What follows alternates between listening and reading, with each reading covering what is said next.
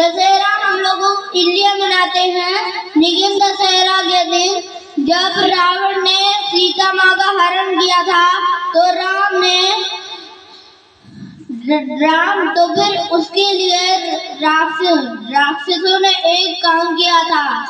सुनहरे हिरण से लक्ष्मण और राम का ध्यान भटकाया था और रावण ने कुटिया से सीता का हरण किया था। और फिर जब राम और लक्ष्मण वापस आए तो उनको सीता लापता मिली। वो फौरन सीता को ढूंढने निकल गए। रास्ते में उनके साथ उनकी वानर सेना और ना हनुमान जी भी थे, जो कि एक ही छलांग में पूरा समुद्र पार कर देते थे और वो राम के सबसे प्यारे मित्र बन जाते हैं। फिर हनुमान जी नदी के समुद्र के पास से उड़ गए लंका में एक पेड़ के पास आते हैं जहाँ पर सीता बंधी हुई थी। वो उनसे वादा करते हैं कि राम उनको छुड़ाने जल्द ही आएंगे। और फिर हनुमान सीता का पता लेके राम के पास आ जाते हैं। फिर एक ढेर सारे पत्थरों पे जय श्री राम लिखकर उन पत्थरों पे पानी को फेंका जा रहा था। और मैं आपको बताऊंगी वो इसलिए हो रहा था, लेकिन वो लाल और नील की वजह से हो रहा था। लेकिन लाल और नील पत्थर को पानी में फेंक रहे थे। वो बहुत ही बदमाश थे। हर आदमी इंसान को पानी में फेंक देते थे। और एक दिन ऋषिवर ने उनको श्राप दिया कि वो जो भी फेंकेंगे वो नहीं डूबेगी। इसलिए वो राम वाले पत्थर फेंके तो नहीं डूबे। उन पर राम जी और उनकी वानर सेना चलने लगी। फिर ऐसा करते हुए वो लंका के पास आ गए। कुछ राक्षसों को ये पता चला। उन्होंने रावण को खबर दी। उन्होंने अपने भाई को, जो उनका भाई था ना, वो राम की पूजा करता था और वो हनुमान से भी मिला था। उसका नाम मुझे नहीं पता।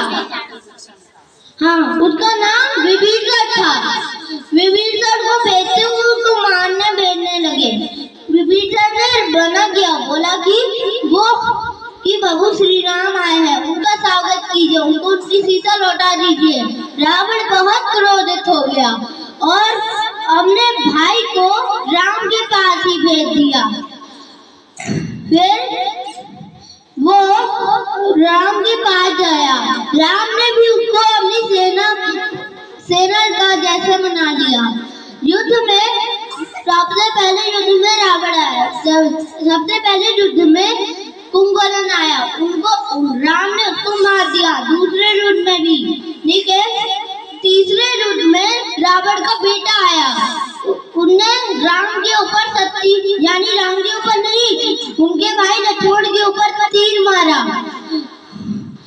उन राक्षसों ने लक्ष्मण को उठाने की बहुत कोशिश की, लेकिन वो नहीं उठा पाए। लेकिन वो विष्णु के हथियारों से बने थे, इसीलिए हनुमान जी ही शिव जी थे।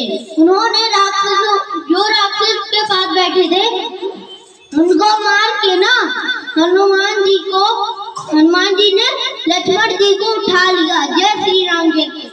लेकिन वो शिव जी थे। फिर उनको एक जगह तालाब के पास रख दिया। राम और बाकी लोग वहाँ आए तो फिर शक्ति बाण के बारे में हनुमान ने राम को बताया। वो एक वैद्य को लेके आए। उन वैद्य की मदद से उन्होंने हनुमान जी को, आपने तो सुना ही होगा कि हनुमान जी ने पर्वत उठाया है। वो जड़ी बूटी लेने गए, लेकिन वो जड़ी बूटी को पहचान नहीं पाए, इसलिए वो पूरा पर्वत उठा लाए।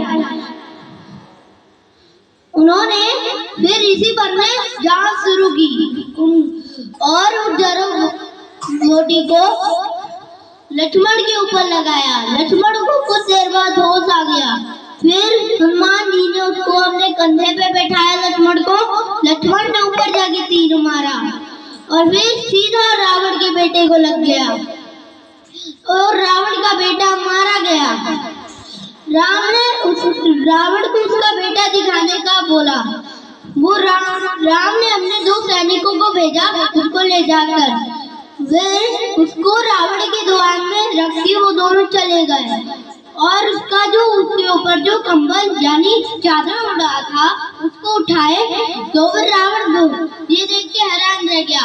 उनने बोला कि तुम्हें मारने वालों को मैं जान से मार दूंगा। फिर अगले दिन रावण ही युद्ध के लिए आ गया।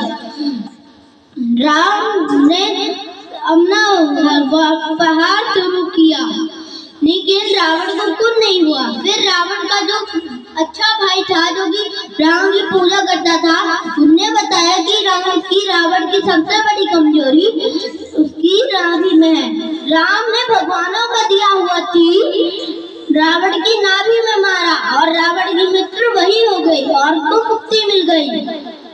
और इसी तरह से सीता माता और साथ में सीता माता छूट गई और अच्छाई की फिर से जीत हुई।